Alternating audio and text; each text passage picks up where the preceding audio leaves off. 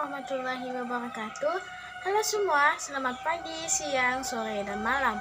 Perkenalkan, saya Siti dari kelas AKP 3B dengan NIM 420200535. Di sini saya akan memberikan sedikit pengetahuan tentang apa yang dimaksud dengan perusahaan jasa, apa saja tahap-tahap siklus akuntansi di perusahaan jasa, dan seperti apa penyelesaian siklus akuntansi di perusahaan jasa. Baiklah, langsung saja kita mulai. Yang pertama, apa itu perusahaan jasa? Sebagian dari kalian mungkin tidak asing lagi dengan perusahaan jasa. Secara umum, perusahaan jasa adalah perusahaan yang menawarkan produknya dalam bentuk pelayanan atau jasa. Menurut Philip Kotler, perusahaan jasa adalah perusahaan yang menawarkan suatu tindakan bersifat abstrak atau tidak berwujud dan tidak menyebabkan perpindahan kepemilikan pada orang lain. Dan menurut saya pribadi, perusahaan jasa adalah perusahaan yang menawarkan produk atau tindakan yang tidak berwujud dalam bentuk pelayanan yang hanya bisa dirasakan tetapi kita bisa merasakan manfaatnya. Contohnya, Bank Mandiri, Bank BRI, PT Indosat Ooredoo, JNE, JNT, Si Cepat, dan lain sebagainya. Yang kedua, apa saja tahapan siklus akuntansi di perusahaan jasa? Samping kita bisa lihat tahap-tahapan tersebut mulai dari transaksi yang merupakan aktivitas normal atau kejadian ekonomi yang dilakukan oleh perusahaan. Yang kedua, jurnal umum merupakan tempat melakukan pencatatan bagi segala jenis bukti transaksi. Yang ketiga, buku besar merupakan suatu perkumpulan akun-akun yang digunakan untuk meringkas transaksi yang telah dicatat dalam jurnal. Yang keempat, neraca saldo merupakan daftar seluruh akun beserta saldo total dari setiap akun dari buku besar. Yang kelima, jurnal penyesuaian merupakan pencatatan saldo pada akun-akun tertentu yang dapat mencerminkan jumlah yang sebenarnya sebelum lanjut ke penyusunan laporan keuangan. Akun-akun yang perlu dibuat jurnal penyesuaian: yang pertama, penyusutan aktiva tetap; yang kedua, pemakaian perlengkapan; yang ketiga, piutang tak tertagih; yang keempat, beban dibayar di muka; yang kelima, beban yang masih harus dibayar; yang keenam, pendapatan diterima di muka; yang ketujuh, pendapatan yang masih harus dibayar. Yang keenam, kertas kerja atau neraca lajur merupakan penghimpunan semua data-data akuntansi yang dibutuhkan pada saat perusahaan akan menyusun laporan keuangan. Yang ketujuh, neraca saldo setelah penyesuaian merupakan saldo-saldo buku besar setelah disesuaikan dengan keadaan akhir tahun atau keadaan saat menyusun laporan keuangan. Yang kedelapan, laporan keuangan merupakan catatan informasi keuangan suatu perusahaan untuk menggambarkan kinerja perusahaan tersebut. Laporan keuangan terdiri dari 5 bagian. Yang pertama, laporan laba rugi; yang kedua, perubahan ekuitas; yang ketiga, posisi keuangan atau neraca; yang keempat, arus kas; dan yang kelima, catatan atas laporan keuangan. Dan yang terakhir adalah jurnal penutup. Jurnal penutup adalah jurnal akuntansi yang harus dibuat untuk menjadikan rekening akun-akun sementara menjadi bersaldo nol pada akhir periode. Yang terakhir, seperti apa penyelesaian siklus akuntansi di perusahaan jasa? Pertama-tama kita lihat di soal yang telah disediakan dan data penyesuaian yang dilakukan oleh Tuan Tatang Hadi untuk membuka usaha guide pariwisata dan ia beri nama Mina Bahari pada bulan September 2011. Langsung saja kita mulai untuk mencari jurnal umumnya.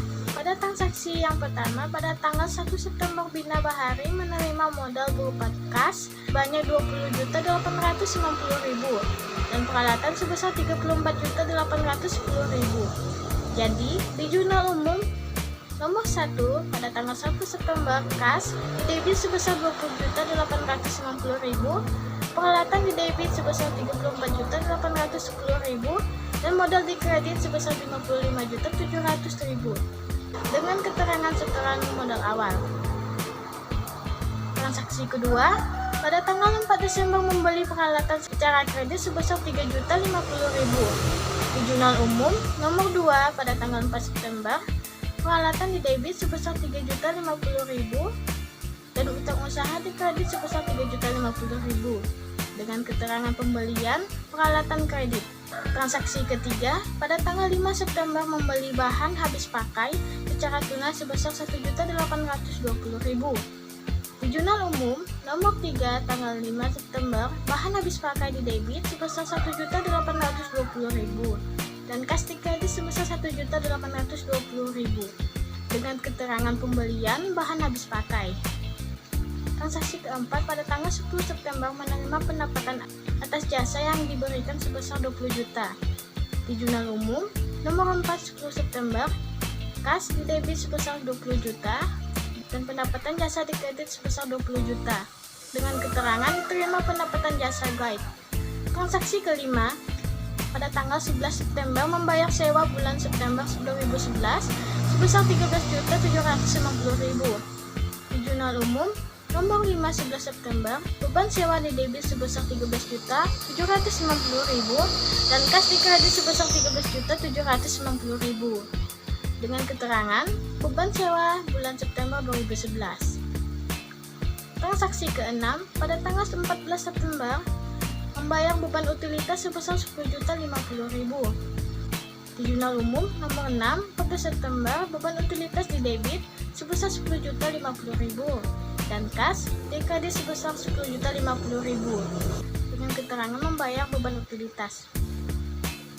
Transaksi ke-7, pada tanggal 15 September menerima pendapatan atas jasa yang belum dilakukan sebesar 4.800.000. Di jurnal umum nomor 7 15 September, kas di debit sebesar 4.800.000 dan pendapatan diterima di muka di kredit sebesar 4.800.000 dengan keterangan pendapatan atas jasa belum dilakukan. Transaksi ke-8, pada tanggal 19 September menyelesaikan jasa guide tetapi belum menerima pembayaran sebesar 21.900.000. Di jurnal umum nomor 8 9 September, piutang di debit sebesar 21.900.000 dan pendapatan jasa kredit sebesar 21.900.000 dengan keterangan jasa yang sudah dilakukan belum dibayar. Transaksi ke-9, pada tanggal 22 September Tuan Tatang mengambil uang perusahaan untuk kepentingan pribadi sebesar 2.500.000. Di jurnal umum nomor 9 22 September, Pai di debit sebesar 2.500.000 dan kas di kredit sebesar 2.500.000 dengan keterangan pengambilan untuk keperluan pribadi. Transaksi ke-10, pada tanggal 23 September menerima pendapatan atas jasa yang diberikan sebesar 29.550.000. Di jurnal umum nomor 10 23 September, kas di debit sebesar 29.550.000 dan pendapatan jasa di kredit sebesar 29.550.000 dengan keterangan diterima pendapatan jasa guide. Transaksi ke-11, pada tanggal 25 September membayar beban lain-lain sebesar 2.260.000. Di jurnal umum nomor 11 25 September, beban lain di debit sebesar 2.260.000 dan kredit sebesar 2.260.000 dengan keterangan dibayar beban lain-lain. Transaksi ke-12, pada tanggal 27 September membayar gaji pegawai sebesar 38.210.000. Di jurnal umum nomor 12 27 September, beban gaji sebesar 38.210.000 di debit dan kas 38.210.000 di kredit dengan keterangan dibayar beban gaji. Total keseluruhan debit dan kredit adalah 203.630.000. Jadi keduanya balance. Selanjutnya adalah mencari buku besar. Sebelumnya kita sudah tahu bahwa buku besar merupakan perkumpulan setiap akun-akun yang ada di jurnal. Artinya, kas berkumpul dengan kas, piutang usaha berkumpul dengan piutang usaha, dan begitu pula dengan akun-akun lainnya. Yang pertama, kita cari kas. Jadi cara penyelesaiannya yang pertama untuk akun kas dengan nomor akun 101 muncul di jurnal umum pada tanggal 1 September sebagai modal awal di debit sebesar 20.850.000, masukkan di saldo debit.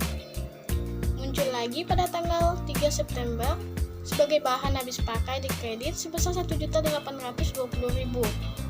Di saldo, kita kurangkan yang ada tanggal 1 dengan tanggal 3, maka dapatlah 19.070.000.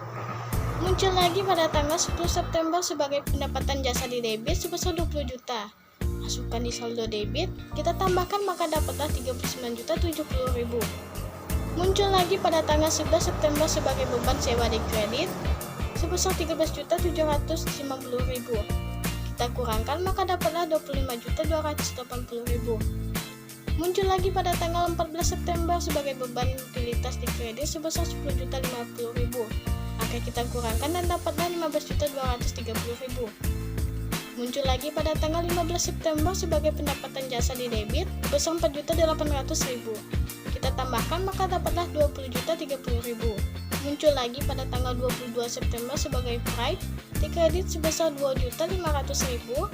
Kita kurangkan maka dapatlah 17.530.000. Muncul lagi pada tanggal 23 September sebagai pendapatan jasa di debit sebesar 29.550.000. Kita tambahkan maka dapatlah 47.080.000. Muncul lagi pada tanggal 25 September sebagai beban lain di kredit sebesar 2.260.000. Maka kita kurangkan dapatlah 44.820.000. Muncul lagi pada tanggal 27 September sebagai beban gaji di kredit sebesar 38.210.000. Maka hasil akhirnya adalah 6.610.000. Selanjutnya kita mencari piutang usaha. Untuk mencari piutang usaha dengan nomor akun 102 muncul pada tanggal 19 September sebagai pendapatan jasa di debit sebesar 21.900.000. Maka saldo akhirnya adalah 21.900.000 di debit.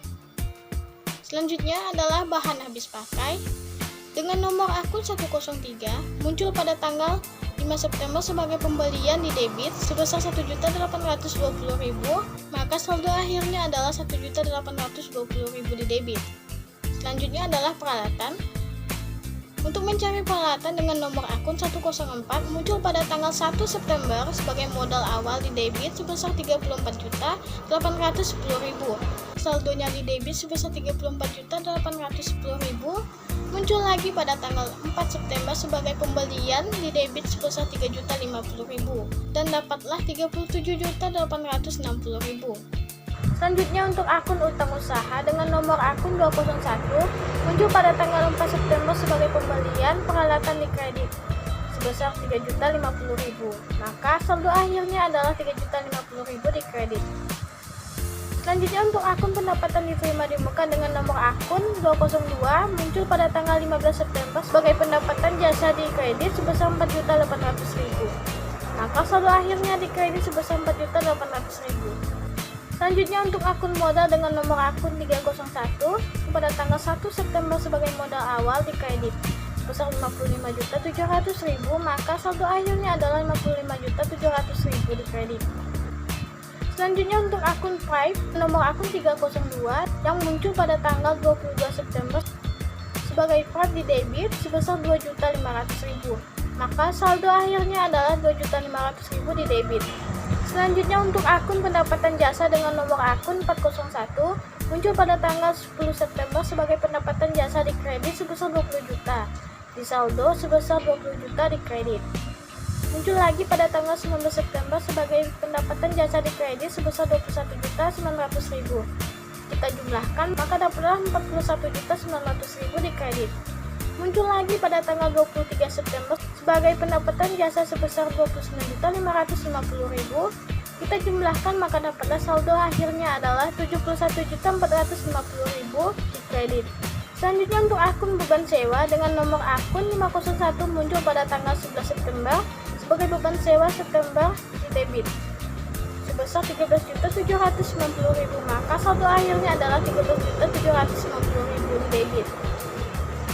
Selanjutnya untuk akun beban utilitas dengan nomor akun 502 muncul pada tanggal 14 September sebagai beban utilitas di debit sebesar 10.050.000, maka saldo akhirnya adalah 10.050.000 di debit. Selanjutnya untuk akun beban gaji dengan nomor akun 503 muncul pada tanggal 27 September sebagai beban gaji di debit sebesar 38.210.000, maka saldo akhirnya adalah 38.210.000 di debit.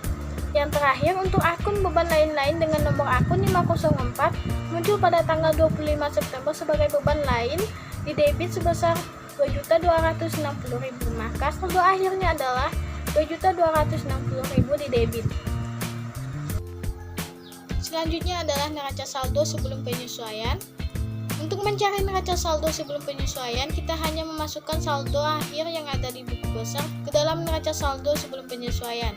Maka dapatlah nomor akun 101 kas di debit sebesar 6.610.000, 102 piutang usaha di debit sebesar 21.900.000, 103 bahan habis pakai di debit sebesar 1.820.000, 104 peralatan di debit sebesar 37.860.000, 201 utang usaha di kredit sebesar 3.050.000, 202 pendapatan diterima di muka di kredit sebesar 4.800.000, 301 modal di kredit sebesar 55.700.000, 302 pipe debit sebesar 2.500.000, 401 pendapatan jasa di kredit sebesar 71.450.000, 501 beban sewa di debit sebesar 13.750.000, 502 beban utilitas di debit sebesar 10.050.000, 503 beban gaji di debit sebesar 38.210.000, 504 beban lain di debit sebesar 2.260.000. Jadi total debit dan kredit keduanya adalah 135 juta. Jadi keduanya balance. Selanjutnya adalah ayat jurnal penyesuaian. Untuk mencari ayat jurnal penyesuaian, kita lihat di data penyesuaian yang telah disiapkan. Yang pertama, A. Sisa bahan habis pakai per 30 September 300.000. Maka kita kurangkan dulu dengan saldo yang ada di neraca saldo sebelum penyesuaian, yaitu sebesar 1.820.000. Maka dapatlah 1.520.000. Masukkan ke jurnal penyesuaian. Nomor 1 30 September beban bahan habis pakai di debit sebesar 1.520.000 dan bahan habis pakai di kredit sebesar 1.520.000 dengan keterangan bahan habis pakai bulan September. Yang B, pendapatan diterima tapi belum ditagih per 30 September sebesar 2.310.000. Maka langsung saja di jurnal penyesuaian nomor 2 30 September piutang usaha di debit 2.310.000 dan pendapatan jasa di kredit sebesar 2.310.000 dengan keterangan pendapatan yang belum ditagih. Yang C, penyusutan peralatan diperkirakan 1.500.000. Di jurnal penyesuaian nomor 3 30 September beban penyusutan di debit sebesar 1.500.000 dan akumulasi penyusutan peralatan di kredit sebesar 1.500.000 dengan keterangan beban penyusutan peralatan. Yang D, akuan gaji yang belum dibayar per 30 September adalah 475.000. Di jurnal penyesuaian nomor 4 30 September beban gaji di debit sebesar 475.000 dan utang gaji di kredit sebesar 475.000 dengan keterangan beban gaji yang belum dibayar. Yang E, saldo pendapatan diterima di muka mencerminkan penerimaan di muka pada tanggal 1 September untuk jasa yang diberikan. Jasa yang diberikan antara tanggal 1 sampai 30 September hanya 1 juta. Di jurnal penyesuaian nomor 5 30 September pendapatan diterima di muka di debit 1 juta dan pendapatan jasa di kredit 1 juta dengan keterangan pendapatan terrealisasi. Jadi total debit dan kredit adalah 6.805.000. Keduanya balance. Selanjutnya adalah neraca lajur. Di dalam neraca lajur terdapat neraca saldo, ayat jurnal penyesuaian, neraca saldo setelah jurnal penyesuaian, laporan laba rugi dan laporan posisi keuangan atau neraca. Yang pertama, kita cari adalah neraca saldo. Caranya kita hanya perlu memindahkan akun-akun yang ada di neraca saldo beserta nominalnya. Setelah dipindahkan, kita mencari ayat jurnal penyesuaian. Caranya sama, kita pindahkan akun-akun yang ada di jurnal penyesuaian ke neraca lajur beserta nominalnya. Selanjutnya, setelah kita memindahkannya, kita cari neraca saldo setelah penyesuaian, yaitu dengan menjumlahkan atau mengurangkan saldo yang ada di neraca saldo dengan saldo yang ada di jurnal penyesuaian. Maka dapatlah kas di debit sebesar 6.610.000, piutang usaha di debit sebesar 24.210.000, bahan habis pakai di debit sebesar 300.000, peralatan di debit 37.860.000, akumulasi penyusutan peralatan di kredit 1.500.000, utang usaha di kredit 3.050.000, pendapatan diterima di muka di kredit 3.800.000, Utang gaji di kredit sebesar 4.475.000, modal di kredit sebesar 55.700.000, Pipe di debit sebesar 2.500.000, pendapatan jasa di kredit sebesar 74.760.000, beban sewa di kredit sebesar 13.750.000, beban utilitas di debit sebesar 10.050.000, beban gaji di debit sebesar 38.685.000, beban lain di debit sebesar 2.260.000, beban bahan habis pakai di debit sebesar 1.520.000, beban penyusutan peralatan di debit sebesar 1.500.000. Total debit kredit adalah 139.285.000. Selanjutnya kita mencari laporan laba rugi. Di dalam laporan laba rugi yang dimasukkan hanyalah akun pendapatan dan beban. Masukkan nominal akun pendapatan dan beban yang ada di neraca saldo setelah penyesuaian, maka dapatlah pendapatan jasa di kredit 74.760.000, beban sewa di kredit 13.790.000, beban utilitas di debit 10.050.000, beban gaji di debit 38.685.000, beban lain di debit 2.260.000, beban bahan habis pakai di debit 1.520.000, beban penyusutan peralatan di debit 1.500.000. Total di debit adalah 67.805.000 dan di kredit 74.760.000. Total saldonya masih belum balance, maka kita balancekan dengan cara mengurangkan saldo yang lebih banyak dengan saldo yang sedikit, yaitu 74.760.000 dikurangkan dengan 67.805.000, maka dapatlah laba sebesar 6.955.000 dan total balance-nya adalah 74.760.000. Selanjutnya untuk mencari laporan posisi keuangan atau neraca. Untuk mencari neraca, kita masukkan akun-akun yang ada di neraca saldo setelah penyesuaian selain akun pendapatan dan beban. Maka dapatlah kas di debit 6.610.000, piutang usaha di debit 24.210.000, bahan habis pakai di debit 300.000, peralatan di debit 37.860.000, akumulasi penyusutan peralatan di kredit 1.500.000, utang usaha di kredit 3.050.000, pendapatan diterima di muka di kredit 3.800.000, utang gaji di kredit 475.000, modal di kredit 55.700.000, Pipe di debit 2.500.000. Total di debit 71.480.000 dan di kredit 64.525.000. Total saldonya masih belum balance, maka kita balancekan dengan cara mengurangkan saldo yang lebih banyak dengan saldo yang sedikit, yaitu 71.480.000 dikurangkan dengan 64.525.000, maka dapatlah laba sebesar 6.955.000 dan total balance-nya adalah 71.480.000. Selanjutnya adalah membuat laporan keuangan. Yang pertama adalah laporan laba rugi. Untuk mencari laporan laba rugi, kita tinggal pindahkan akun-akun beserta nominalnya yang ada di neraca laju ke laporan laba rugi dan dapatlah seperti yang ada di gambar. Yang selanjutnya laporan perubahan ekuitas. Cara mencarinya, modal ditambah laba bersih dan dikurangi Pipe, maka dapatlah seperti yang ada di gambar. Yang selanjutnya adalah laporan posisi keuangan atau neraca, terdiri dari aset dan liabilitas. Golongkan yang mana aset dan yang mana liabilitas, lalu kita totalkan, maka dapatlah seperti yang ada di gambar. Baiklah, selanjutnya kita akan mencari jurnal penutup pada Minda Bahari periode 30 September 2011. Langkah-langkah untuk menyusun jurnal penutup ada 4, yaitu yang pertama, menutup seluruh akun pendapatan dengan akun tandingan ikhtisar laba rugi dengan pendapatan di sebelah debit dan ikhtisar laba rugi di sebelah kredit. Yang kedua, menutup seluruh akun beban dengan akun tandingan ikhtisar laba rugi, maka ikhtisar laba rugi di sebelah debit dan beban-beban di sebelah kredit. Yang ketiga, menutup laba rugi yang diperoleh perusahaan dengan akun tandingan modal. Apabila laba, maka ikhtisar laba rugi di debit dan modal di kredit. Dan apabila rugi, maka modal di debit dan ikhtisar laba rugi di kredit.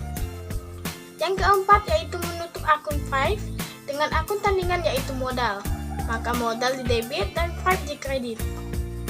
Jadi, untuk jurnal penutup yang pertama pada tanggal 30 September, kita tulis dulu di debit pendapatan jasa dan di kredit ikhtisar laba rugi.